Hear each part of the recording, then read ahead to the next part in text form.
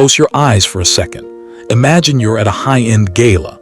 The music is loud, the champagne is flowing, and you're wearing your best outfit.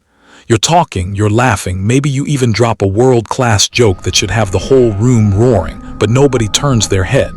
People walk right through you as if you're made of oxygen and nothing else. Their eyes pass through your face and fix on the wallpaper behind you.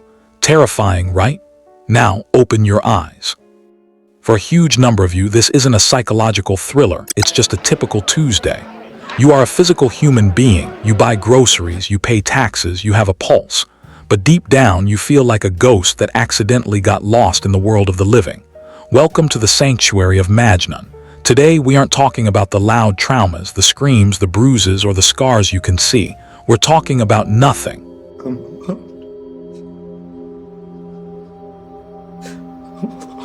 The absence of a gaze, the psychological black hole of being the ignored child. If you're the person who feels that if you disappeared right now, it would take your friends 3 business days and a police report to notice, pull up a chair. We need to perform an autopsy on your silence. Let's be honest, we are a secret silent army of the overly considerate. We are the people who apologize to the furniture when we stub our toe on it. We're the ones who, when the waiter brings us a plate of literal garden mulch instead of the steak we ordered, say, "Oh, it's okay, really. I actually needed more fiber in my diet anyway." Why do we do this? It's not because we're nice. It's because deep down, we don't believe we are worth 5 minutes of someone else's inconvenience. We've been programmed to believe that having a personal need is the equivalent of committing a federal crime. This isn't just shyness or being an introvert. Psychology calls this an internalized neglect schema. It started decades ago. Maybe you were 5 years old, holding a drawing of a dinosaur that you thought was the next Picasso. You ran to your parents, heart racing, but they were staring at a Nokia screen or lost in the gray fog of their own exhaustion. They didn't hit you. They didn't yell. They just weren't there. As a child, your brain doesn't have the sophisticated logic to say, "Mom is just stressed about the mortgage and Dad is dealing with a midlife crisis." No. Instead, your primitive brain reaches a devastating, permanent conclusion. They aren't looking at me because I'm not worth looking at. This isn't just a sad childhood story. This is biological warfare against the self.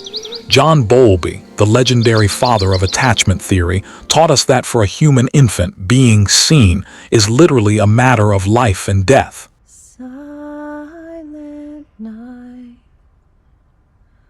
holy night. In the wild, an ignored infant is a dead infant. Period. Evolution didn't design us to be independent at age 3. When you send out an emotional signal, a cry, a laugh, a look at me, and you get zero feedback, your brain's fire alarm, the amygdala, goes into a permanent state of high alert. To survive, you signed a silent, blood-sealed contract with yourself. I will be invisible. I will be the good kid who makes no noise. I will be the one who doesn't take up any space. And it worked. Everyone praised you for being so easy and mature. They thought they were giving you a compliment, but they were actually writing an epitaph on the tombstone of your identity. You became what Friedrich Nietzsche called the last man, the one who lives only to be comfortable, safe, and unnoticed. But the Majnun path is different. The madman of the desert was mad because he refused the safety of silence. He chose to scream his love for Layla in the middle of a wasteland, rather than live as a sane ghost in a tribe that didn't see him. The ghost grows up. You get a degree, you land a job, and you enter a romantic relationship. But the shadow of that ignored child follows you like a persistent debt collector.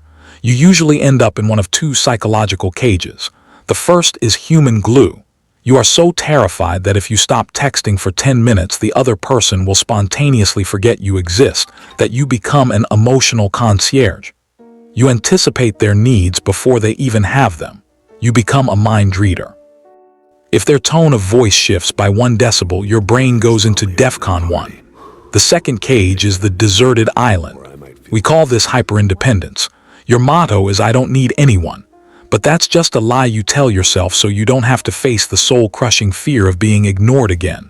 You build a glass wall.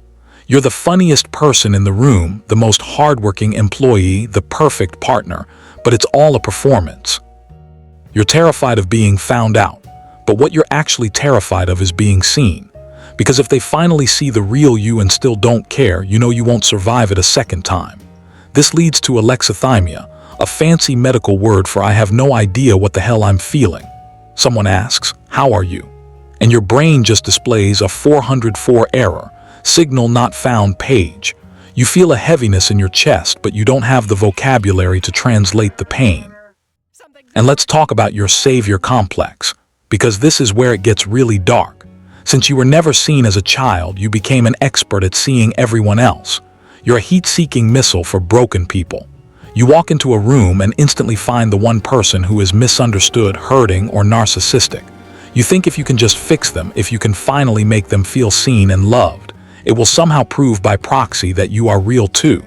Spoiler alert, it never works. It just leaves you bone-tired and still invisible. Even Albert Camus's Stranger would look at your life and find it a bit too detached. You're a spectator in your own biography, trapped in what neuroscientists call a dorsal vagal shutdown. This is the biological freeze response. Your body plays dead to survive emotional pain. Your heart rate slows, your eyes go dull, and you feel numb. It's not that you're boring or antisocial. You're just in a state of chronic biological mourning for the person you were supposed to be. Now let's talk about the digital dimension of your invisibility. In the age of social media, the ignored child finds a dangerous sanctuary. You post a photo, you share a quote, and you wait. You wait for those little red notifications, those tiny dopamine crumbs of acknowledgement. But digital validation is like drinking salt water. It only makes you thirstier. You spend hours doom scrolling, comparing your internal chaos to everyone else's external highlight reel. You either become a lurker, the ghost who watches everyone else's life from the shadows, or a performer, crafting a version of yourself so perfect and sanitized that even if people do like it, it doesn't count, because you know they don't like you.